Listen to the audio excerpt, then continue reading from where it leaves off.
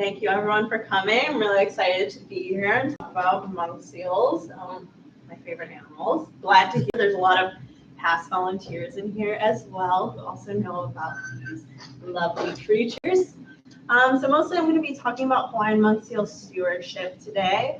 We're going to get a mix of a few things, so some background on the Marine Mammal Center as a whole, and then going into what we do at Kailua and the different programs that we have within there, and then what you can do to help our monk seal population here. All right, starting off, if you're not familiar with our Sausalito location, that is where the largest part of our center is. So what you're looking at right now is all of the pens for our animals out there. And we are the world's largest marine mammal hospital and education facility. We are a non-for-profit. We have approximately 100 staff, but over 1,300 volunteers, and I believe that number is just continuing to grow as we get more animals into our hospital. And at our Sausalito facility, we have a lot of foot traffic there, so 100,000 annual visitors to the center. We respond to 600 miles of the California coastline, and since 2014, we are also in Hawaii. And since last year, we are on Maui as well, if you didn't know. So we don't have a hospital there, but we do have response out in Maui as well now.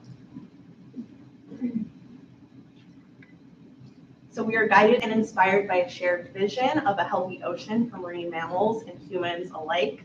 So not only are we trying to help these animals for their benefit, but they are ecosystem indicators for humans as well. So it's important what we learn about marine mammals and monk seals specifically will help guide information about humans as well. All right, so just a few different parts of what we do at the Marine Mammal Center. We help with rescue, which you can see in the top left, rehabilitation, so that's inside of our hospital, that top right picture, research, of course, and then ultimately everything we do, the goal of releasing these animals back into the wild, healthier than when they came to us. Throughout the years, this is one of my favorite slides because you can see in the top left corner, we started very humbly with just some bathtubs. So not the safest measures, right? You can see that seal looks like it's about to bite the hand of the person taking care of it. So luckily we've learned through the years and we've advanced our practices to be a little more safe now. And you can see we have so many different locations now. So again, there's that big Sausalito location and then our little satellite facilities as well, including our Hawaii operations, Kailua. These are just some of our California patients that we take into our hospital. So you can see we have sea lions, seals, we have dolphins, not always in the facility, but we're helping dolphins, and then, you know, don't have a facility big enough to hold whales, but we're helping with things like disentanglement out in the wild. You can see this graph of live patient admits, only up till 2020, but you can see, again, we started very small, only a few individual patients, and slowly we've been increasing that number, which at first might seem like a concern that we're seeing more sick and injured animals, but the reality is that we're bigger now and able to rescue more animals. So we're able to take more animals that we might not have been able to before and bring them into our facility for rehab. So really only going down in 2020 because of the pandemic, but now numbers coming right back up. Yes?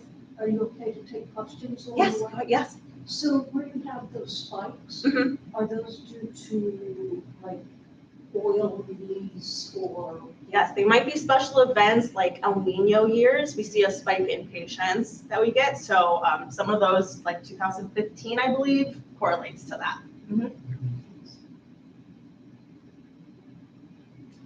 Okay, again, another one of my favorite slides, our education slide. This is so important, coming to do talks like this, just being out in the community. We can learn so much at the facility, but until people know and understand while they're out in the wild with these animals, we're really not doing good work. We need to share this information with other people, make it accessible. So we have, just going out and tabling at different events, giving talks, and then also having school and youth, so going out on the beaches, talking about monk seals, and all of the other patients we have in California as well. All right, jumping into our Hawaii operations specifically now, in my opinion, the cutest of the patients. This is the Hawaiian monk seal, Hawaiian name Ililoholo Ikauaua, which means dog that swims through rough waters. Right, a little bit on the natural history of the Hawaiian monk seal. So they are not the only species of monk seal in the world. There was 3 different species, the Caribbean, Mediterranean, and the Hawaiian. Unfortunately, the Caribbean monk seal is extinct now, but there are still individuals in the Mediterranean monk seal population, along with the Hawaiian monk seal population. So the Mediterranean, about 600 to 700 individuals, so not that many. Hawaiian monk seals, only 1,600, but a little more than that Mediterranean monk seal.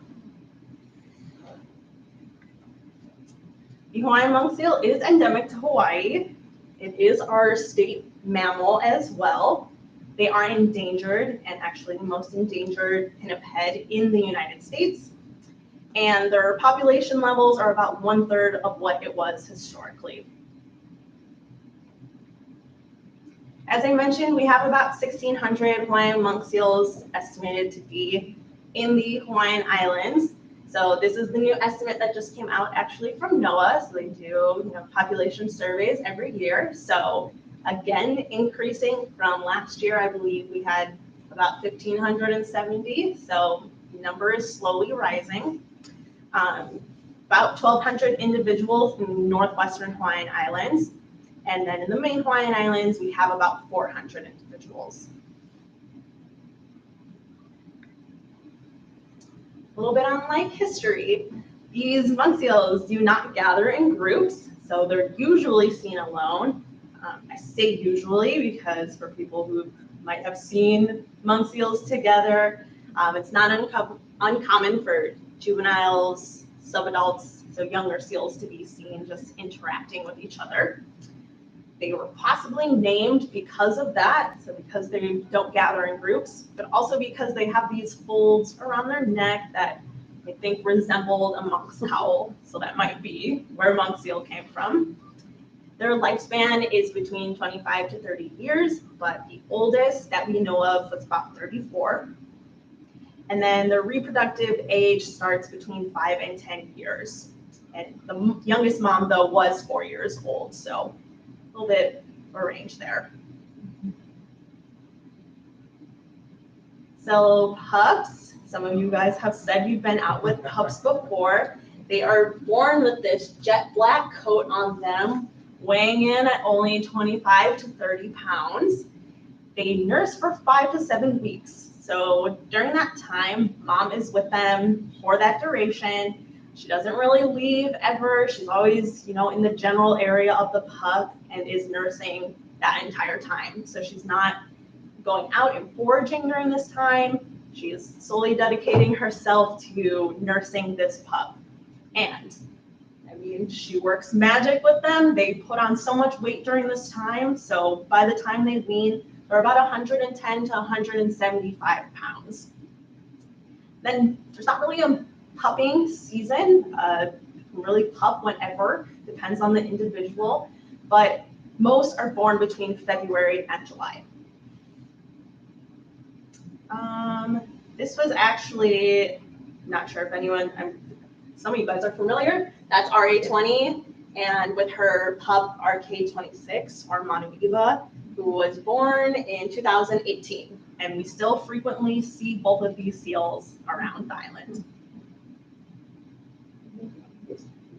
Yes, we do. Monk seals are generalist feeders, which means they really eat a wide variety of things. They're not too picky of an animal. So you'll see them eating fish, squid, octopus, eels, crustaceans, but they do like to forage at or near the sea floor. So you'll see them flipping up rocks to find things, going into like holes in the coral reef. So they kind of like to search for their food. Most of their dives are less than 300 feet, but we have seen monk seals at over 1,600 feet. So they have a wide range that they can go. Dive time's usually between 6 and 8 minutes, but they can hold their breath up to 20 minutes. All right, so why do we have the Marine Mammal Center here? Why is the monk seal something that is so endangered? Few different threats here, and it actually varies by the island chain. So main Hawaiian Island threats are different than the northwestern Hawaiian Islands. So in the northwesterns, because of climate change, we're seeing loss of habitat. So those atolls and little islands are disappearing because of sea level rise. That means that monk seals aren't able to rest effectively on the sand or land area that is left. There might be too many of them to share the little space that is left. There's also food limitation up there because there are a lot of big animals up there all competing for food. There's just not enough of it. There's also shark predation on pups. So we'll actually see this behavior in Galapagos sharks, where they'll come up near where the monk seals are resting and snatch the babies from the beach. Also entanglement and all that marine debris that's up there. And then we were also seeing male seal aggression. So males trying to mate with females, not enough females, and they end up unintentionally killing the females. So we're not seeing a lot of that here in the main Hawaiian Islands. What we are seeing is fishery interactions and entanglements. So mostly seals swallowing hooks, hooks getting stuck in their mouths. We're also seeing different diseases like toxoplasmosis, which is a result of seals interacting with cat feces in some way. This disease does ultimately cause death in the monk seals. Human seal interactions is also a big one. So people disturbing seals that are trying to rest, or molt or pup, whatever it is they're doing, they're not able to do that because of human interaction. And then also loss of habitat there in the way that humans are populating more of the beaches, so the different areas that the seals like to use to rest, and they're just not able to rest effectively. So some of the conservation efforts that we have right now include the summer field camps that go up to the northwestern Hawaiian Islands. So that is where we get those population counts from. We also vaccinate seals against morbillivirus, which is a thing that we've seen in other types of seals, not so much in Hawaiian monk seals, but we vaccinate them nonetheless. We have the Marine Mammal Center in Kailua, the rehab facility, which is the only long-term care facility for Hawaiian monk seals. And then we have marine protected areas and some habitat restoration work going on. And then we also have the island-wide response networks. So like I said, we're only on Hawaii Island and Maui, but HMAR and NOAA work on the other main Hawaiian islands as well to do response. Barbara's Hook project with DAR. So getting rid of that hook on the fishing hooks, that like double hook. So that's easier for animals to shed should they get it stuck in their mouth. And then of course, different education resources coming out to do talks, and then having signs out at different beaches to educate the public. Monk seals are also protected by different laws and regulations. So the Endangered Species Act does protect them. It prohibits the take, which means not only actually does it mean taking a monk seal, but it means to harass or harm or just like kind of bother the seal in any type of way. And they're also protected by the Marine Mammal Protection Act and Hawaii state law. So these are just a few images of things that have actually happened in recent years if you've seen on social media. But the top right one, that's actually RA20, again, being approached by a dog. So luckily a bystander got that video and that person was able to be prosecuted.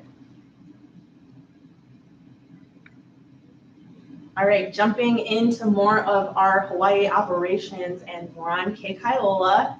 So again, we are the only long-term care facility for Hawaiian monk seals.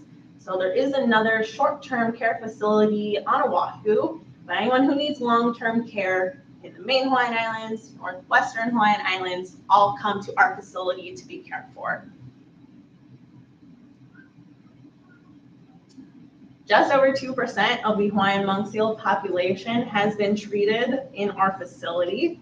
So that's about 48 patients right now, and we currently have one more in care with us. So this means approximately 30% of all Hawaiian monk seals are alive today due to our efforts. So I say we're grandparents because our first patients are now having pups. So they have been documented in the northwestern Hawaiian Island with their own pups, so that, contributing to the population. Okay, some different programs that we have going on in our Ke Kaiola facility. So not only do we have animal care working inside of the hospital, we also have school and youth programs, and then we also have a response network.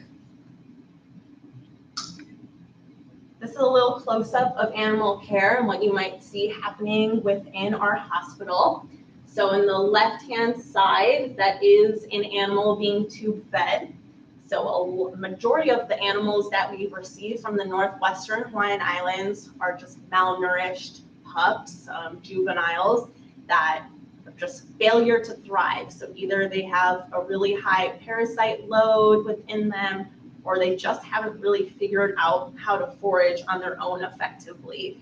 So they come in very skinny and they kind of don't know how to eat, essentially. So we have to start out by tube feeding them a type of fish mash with electrolytes and different nutrients in there. And we feed that to them until they figure out how to free feed on their own. And then the picture on the right is just us boarding the seals. Maybe we're moving them around to different pens to do exams.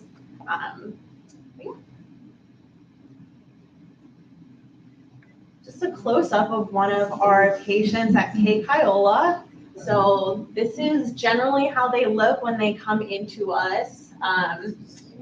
Very skinny. You can see some of her bones protruding, and she has kind of a peanut-shaped head, so you can see very well her bone structure. So this patient was a subadult. Her name was Mea Ola, and she came in malnourished, high parasite load, and she was from Turn Island in the northwestern Hawaiian Islands. Again, you can really see her bones in that picture. She's very skinny. She has that peanut-shaped head, and she only weighed in at 42 kilograms. But then she had a few months with us, and we were really able to fatten her up. So she got meds to get rid of that the parasite load that she had, and then gave her enough food to be able to put on weight and learn how to forage a little better on her own. With this patient, she ended up weighing 168 kilograms when we were able to release her back, and she was actually too big. I believe it was the Coast Guard, told us that they can't weigh that much when we give them to them. They can't carry her, so we can't get them that fat anymore, but still at a healthy weight. This is just some pictures of the release. So I don't believe this is Mea Ola in this picture, but just shows you what happens. We get them into a crate, load them onto the back of one of our trucks, and then we actually have partnership with the Coast Guard a lot of the time to fly them back to the island that they came from, especially if it's a seal going back to one of the main Hawaiian islands. The Coast Guard will pick them right up for us, so we kind of just help get the seal in their crate onto the plane, and then off they go. Okay, I have a little video to show one of our monk seal releases. Let's see if this works.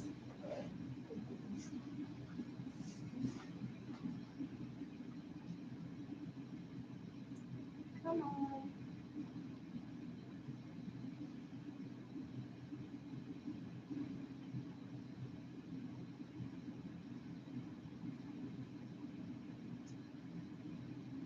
Okay, I promise I'll show it at the end. It's very funny, so we'll get back to that, no worries. All right, jumping to our second program that we have, as I mentioned, school and youth programs. So we do have two. We have a marine science educator and then our marine science coordinator who have created curriculum to go out into the different schools to give information specifically on the Hawaiian monk seal. So our staff members don't even have to be in the schools actually.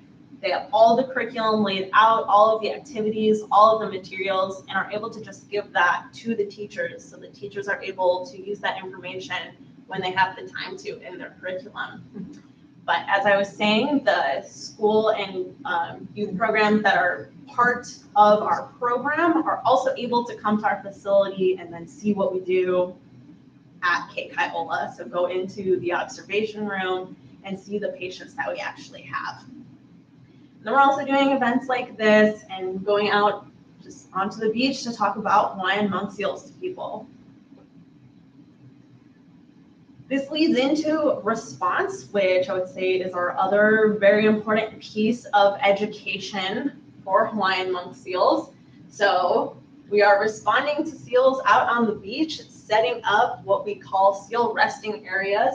So signs and ropes go up around the seal, giving them enough space to do whatever it is that they're trying to do at that time. We're also going out to just observe monk seals as well. So maybe they don't need response, they don't need somebody out there advocating for them because they're in a very low trafficked area. If you can see in this picture, there's a monk seal right there, and we have a volunteer just observing it. So why are these monk seals out on the beach? 3 reasons. One, most commonly, is they're resting. So this monk seal down here is just taking a very long snooze. They are the kings and queens of sleeping. They're very good at it.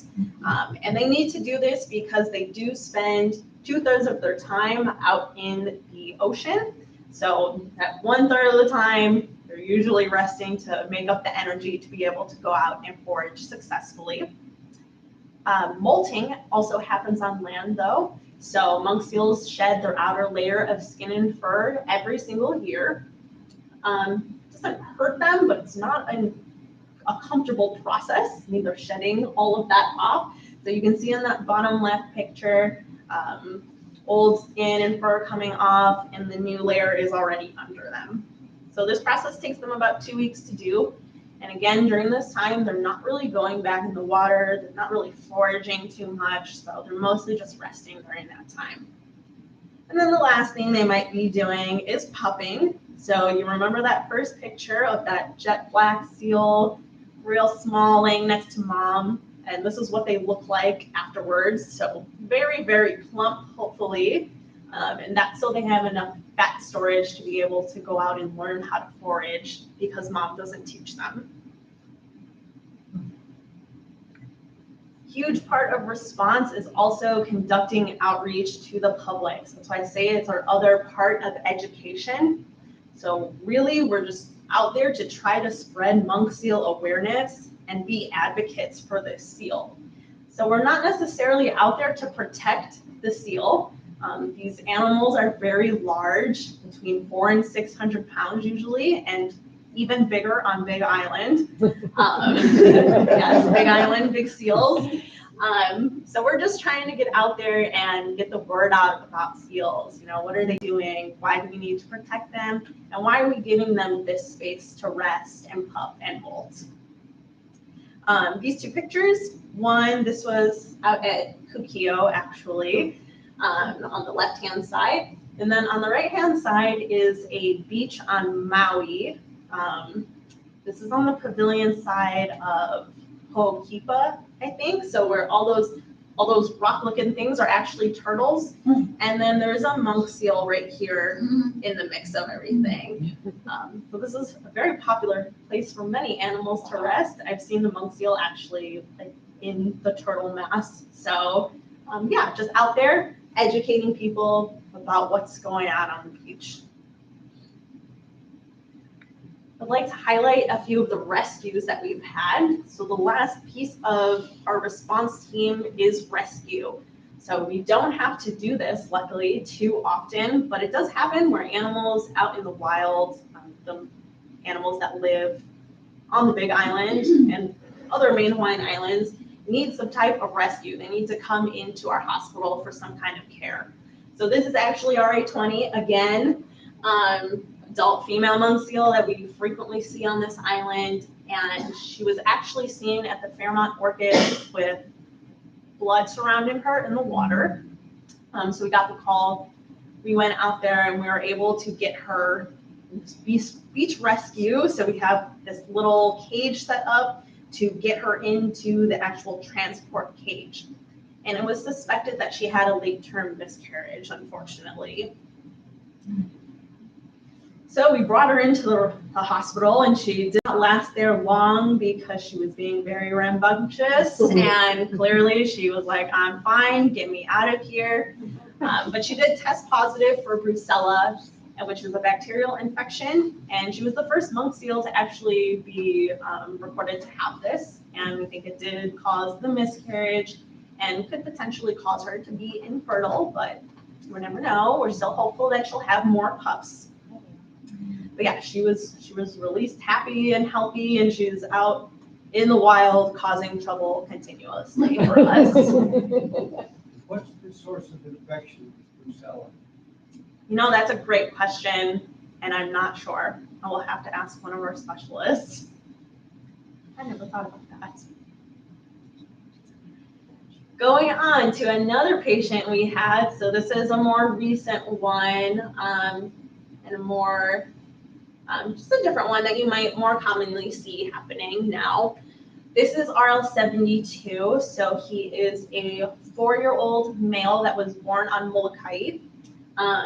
We first saw him on the island sometime last year, I believe. So he wasn't born here. He's relatively new to the island, but we were seeing him up at Pololu Valley, which we usually don't get reports of seals up there, but he was there. He stayed on Big Island for a bit. Our coworkers saw him on Maui, and he had this bit of line coming out of his mouth. So I don't know if you guys can see this right here. So our coworkers were able to see that and know that he either had a hook lodged in his mouth or potentially deeper. So they were able to capture him that day. Coast Guard again brought the seal to us, and we were able to pick him up from the Kona airport and transport him to our facility. So unfortunately, this seal actually swallowed this hook that you see on the right-hand side. So a very large hook, and you can see it's not barbless, so that means that it has that extra hook at the bottom of it. So it was really lodged into his muscle tissue. So we tried 2 endoscopies first, so just to go in there and try to pull it out, and we were unsuccessful at doing that. So he had to be taken in for surgery, which you can see on the left-hand side. So that's him on our operating table, and actually at Kailua. That square that you see on his belly is just his belly being shaved, so they were able to operate on him just like a human. Luckily, full recovery. Again, super fast. I mean, I think he was with us for maybe 2 weeks after his surgery. Oh, wow. And we were able to let him go. So thankfully, seals heal very quickly. And once we released him, we actually released him here on Big Island. But he went straight back to Maui, and you can see him bouncing around. That's his satellite tag pinging for us. So our seals aren't usually tagged. I mean, they're tagged on their hind flippers, but they're not satellite tagged, so we can't track them. But after coming into our facility, they leave with a tracker just so we can really monitor them post-release. So again, more close up, you can see his satellite tag. That's what this thing is on his back. His shaved belly right here, and then this is his incision scar. Whoops. Very healthy and happy seal now that we frequently see on the island. If you see this little mark here that says H1, it looks like it says hi, but we did apply a bleach mark to him when he left as well, just so that when people saw him, they were more likely to call us and then report, I see a seal with an H1 on him, and we'll know immediately that it's him and he's doing well. All right, how can you help Hawaiian monk seals in this cute little population? First thing, keep your distance from seals when you see them out in the wild. So it is recommended that 50 feet is that distance that we give seals, and that includes seals in the water too. I will say it's a little more difficult if you see seals in the water because they're very curious. They're likely swimming up to you, but just, staying back, not interacting with the seal, not trying to make eye contact with it, and just letting it be. Mom and pups, we actually give them 150 feet of space at least. They move around a lot. Mom's more protective of babies, so we give them a little more space there. If you're on land and you see barriers, signs, ropes, anything like that, stay behind that. And then this nice trick to use the rule of thumb when you're not sure what 50 feet is. So you do exactly what the picture is showing you. You stick out your thumb, turn it to the side, and if your thumb is covering the entire animal, you're far enough away. If you can still see the animal around your thumb, you're too close. You should back up a little bit. And then if possible, remove yourself from the area, especially if you're in the water, try to back up a little bit so that seal loses interest and goes about its day.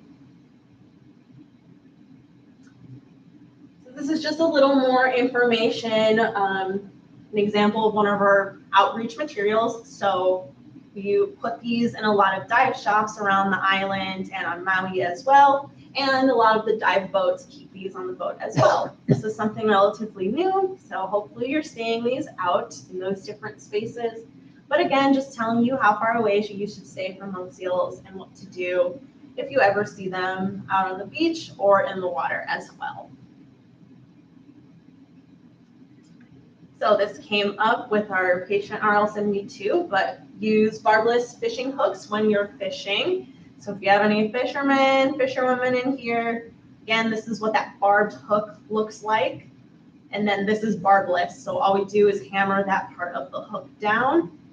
So again, if a hook does get stuck in an animal, it's easier for that hook to come out on its own, and that hopefully doesn't cause a problem for the animal.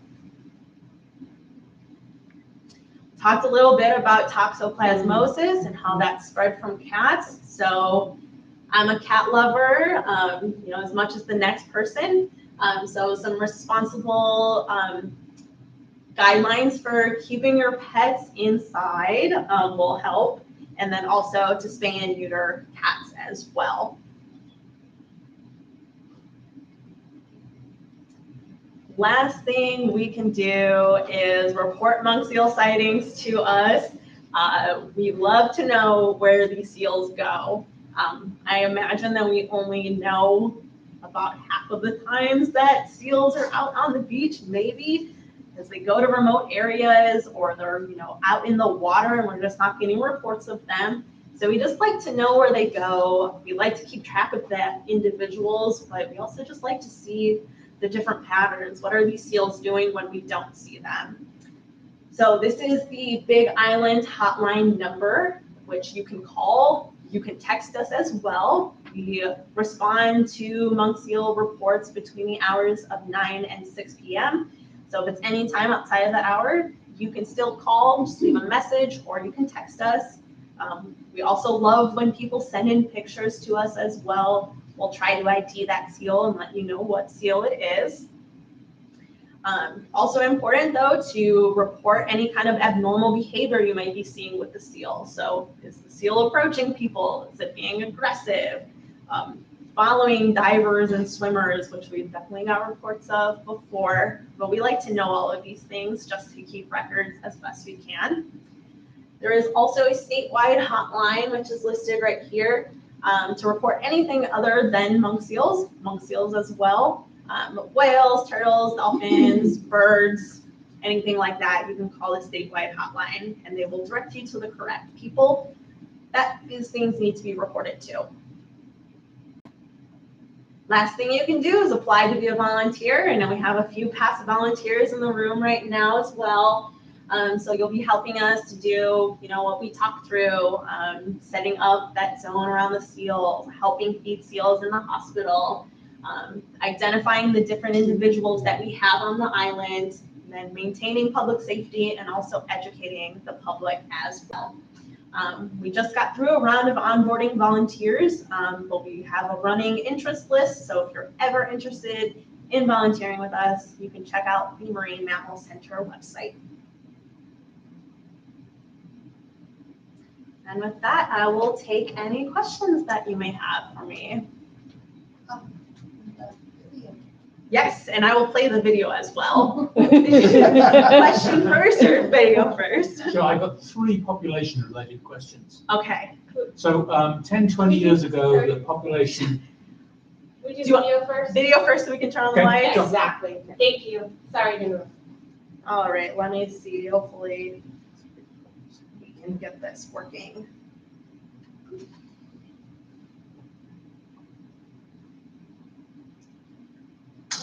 Let's see.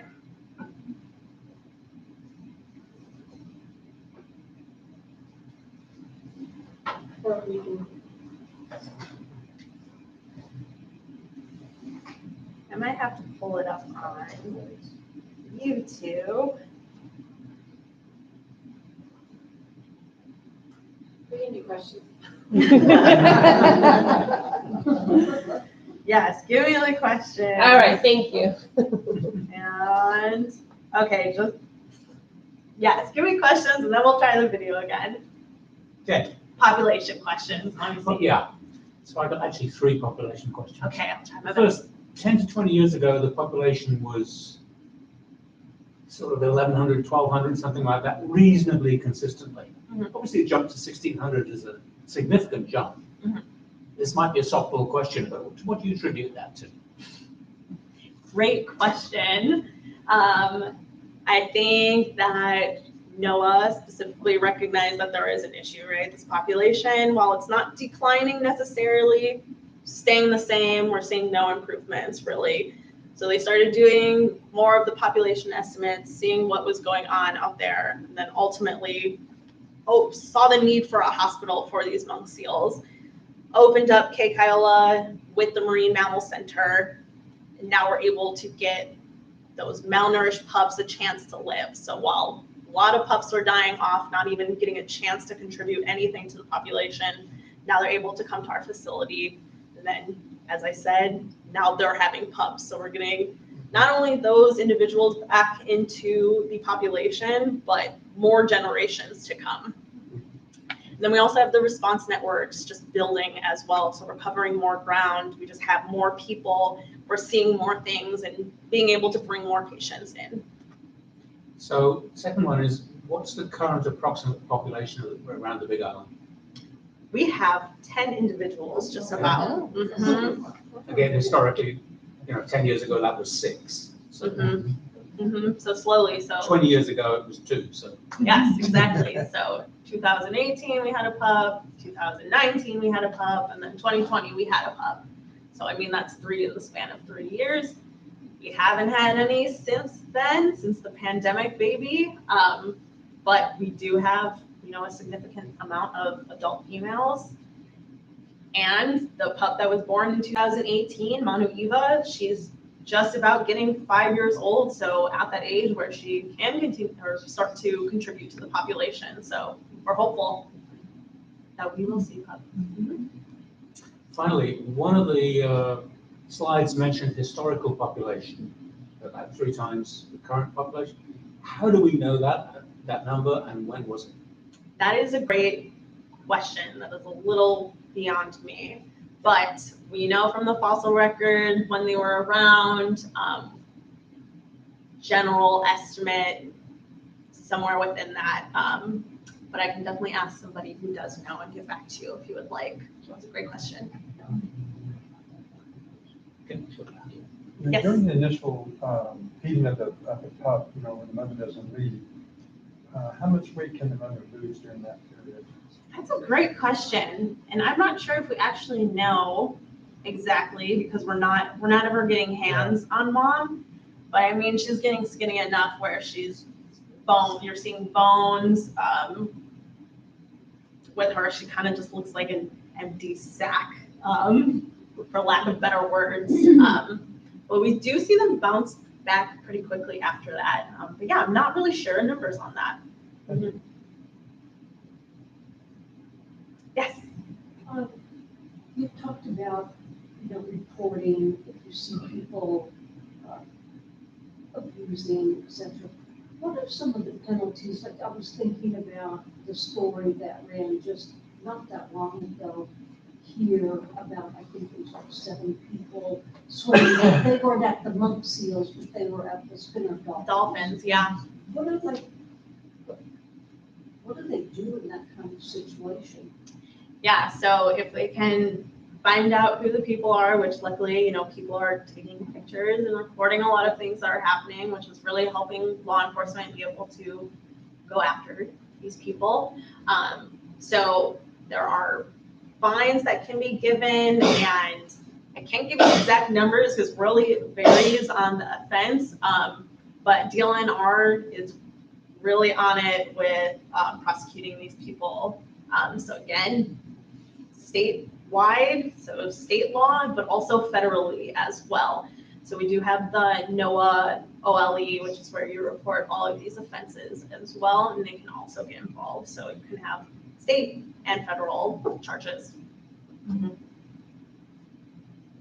Yes. That second hotline number that you listed, the statewide number, is that DoCare or NOAA, or who is that? I believe it's the DoCare number, or one of them. I don't want to misspeak. It might be NOAA, but they take all of the calls and then push them out to the proper channels that you would need. So whether that be DoCare, DLNR, Probably no. or us. I believe it's NOAA. I don't want to misspeak about that. Yeah. So are there cats in the northwestern region, with the source of the toxoplasmosis? There is not. That's a main Hawaiian Island thing. And it's such an issue because this is such an isolated island, right? So when the monk seal population was around, before even people were here, there weren't cats here, right? People introduced the cats. So they really don't have any kind of defense to this toxoplasmosis. So while it might not be such a deadly disease in other, other species, for monk seals, it is deadly. They just don't have the defenses for it. So they think they're carrying it then from the Big Island back out to the northwestern islands? So it's not actually an issue in the northwestern Hawaiian Islands. It's just a main Hawaiian Island issue where the cats actually are. Yes. I was thinking about the baby seal, and I was thinking about bacterial infection and miscarriage, which you think was miscarriage. How many babies can they have in a year? What's the gestation? Yeah, so gestation is around 11 months. So they're only giving birth once a year to one pup at a time. We've seen documented cases of twins, but twins don't usually survive. It's usually just one of the pair does. Mm-hmm. Mm-hmm. So I don't, when you had to get RA20 in because she had blood, do they anesthetize her? How do they get her? Because she's not going to come willing. No, she is not. But I don't think they were able to. They definitely can give her a little bit of a sedative, right, with a pull syringe, go out and poke her.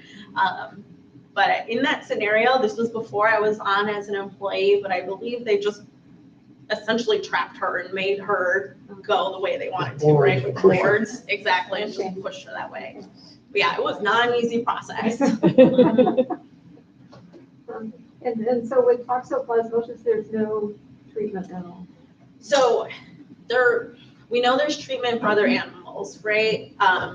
So we haven't worked out exactly how that works for monk seals yet. So while things are getting better, we're able to help them a little bit. We're not able to prevent death from occurring yet.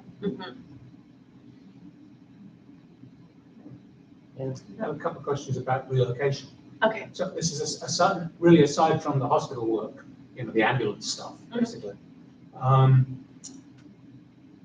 Some years back, NOAA had a relocation program, which is part of the reason we have monk seals down here now. Is that still in progress? Are they still relocating for population balancing, or let the seals go by themselves? Yep. So, I mean, we see seals from the northwestern Hawaiian Islands that come down here, and we see them for a day, and then they leave. We have like RL-72, bunch of seals coming from Maui, bunch of seals stopping from other islands in Maui specifically. Yeah, that's not something that we've been doing, or that NOAA's been doing. I have a question from the chat, and it is about tags. Yes. So what do the different color tags mean? Part one of the question. Yes. And part two is, if you see and report a seal, certain color tag, is there a public database or something that we can access to learn about that seal? So, first question, the main Hawaiian Islands, all the seals born on the main Hawaiian Islands that we are aware of will get an orange reddish tag. So they're all the same color. But then when you get into the northwestern Hawaiian Islands, each island has a specific color to identify that island. So if we saw, can't tell you exactly, but if we saw a seal with a blue tag, we know it's not born in the main Hawaiian Islands, it's one of the northwesterns. And the second part of that, The database. the database. So if you report a monk seal to us and you're like, I see a tag that reads L73, there's not a database that you can access, but we will give you all of the information we have about that animal to you. All right, thank you. Yeah.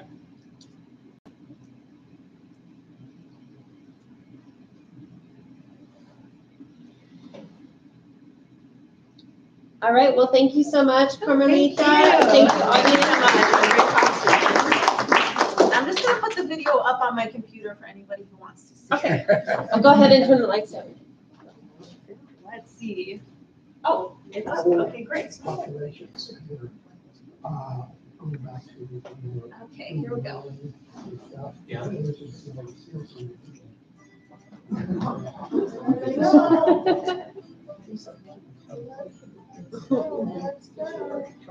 So the correct term for this action is actually galumping.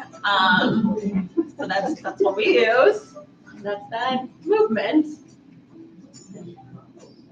So you can see them with their satellite tags, and they have bleach marks on them to help us identify them. And you can see their white tags as well. So not seals that were born in the main Hawaiian Islands.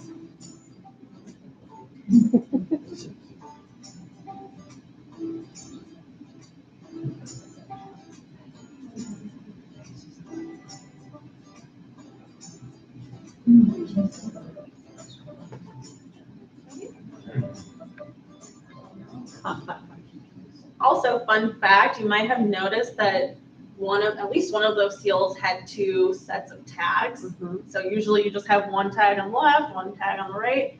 Two means that they have been in care at Kailua. So that's just, again, another way to help us identify a seal that has been through rehab.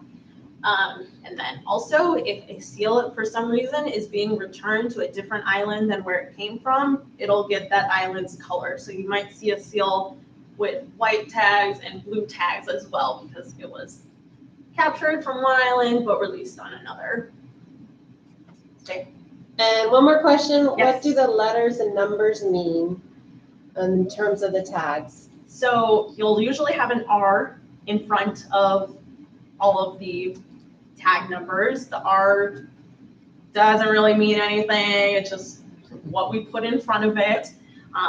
The next letter is the year that seal was born.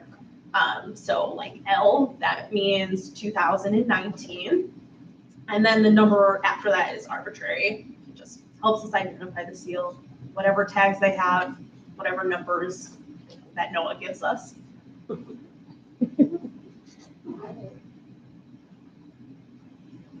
Yes. At one point, there was a video that was made with the students on Molokai, Yes. and where the monkeys were actually videoed, swimming. Is there any more or any other kinds of,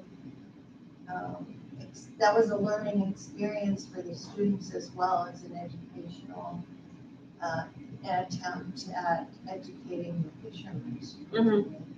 Is anything more like that happening? I don't know if we're like have videos like that specifically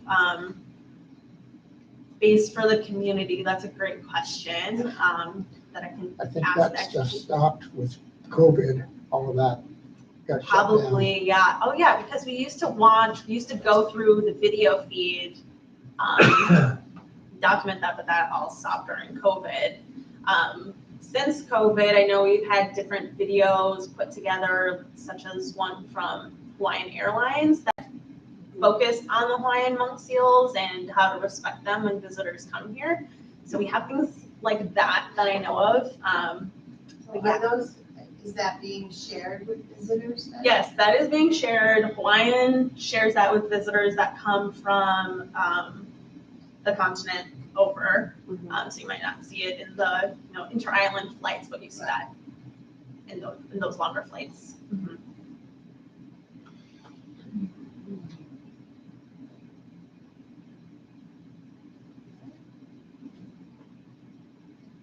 All right, thank you.